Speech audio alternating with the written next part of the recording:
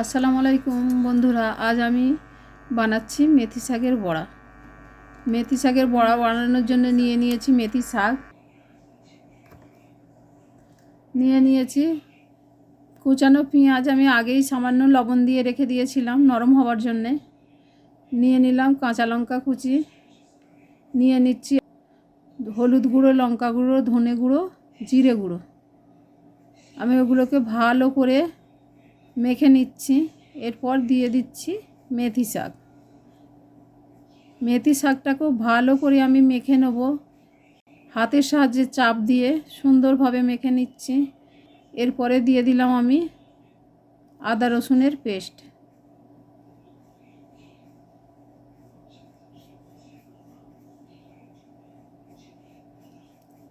ওটা আমার মাখা হয়ে গেছে। এখন আমি দিচ্ছি সামান্য করে বেসন। সামান্য বেসন দিয়ে মেখে নিচ্ছি। কারণ কি আমি কোনো জল দিইনি।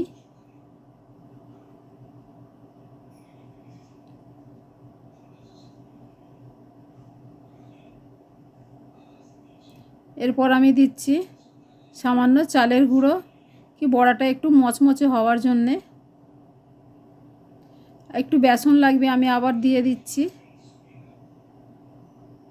দিয়ে এটাকে ভালোভাবে মেখে নেব। সামান্য আমি 1 চামচ মতো জল দিলাম, দিয়ে ওটাকে মেখে নিচ্ছি ভালোভাবে।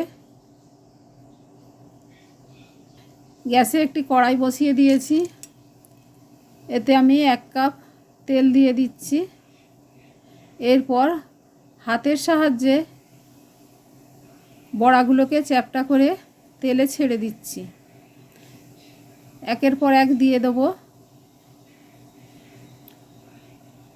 গ্যাসটা লো ফ্লেমে রেখে বড়াগুলোকে আস্তে করে উল্টে দিচ্ছি। বারবার উল্টে পাল্টে দেখে নিচ্ছি।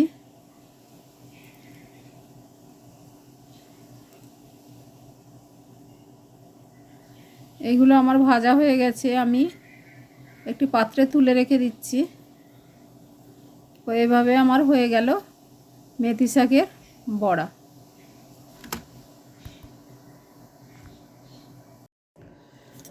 বন্ধুরা, আমার এই ভিডিওটি যদি আপনাদের ভালো লেগে থাকে তাহলে চ্যানেলটিকে সাবস্ক্রাইব করে বেল আইকনটি প্রেস করে দিন এবং লাইক, কমেন্ট, শেয়ার করতেও ভুলবেন না।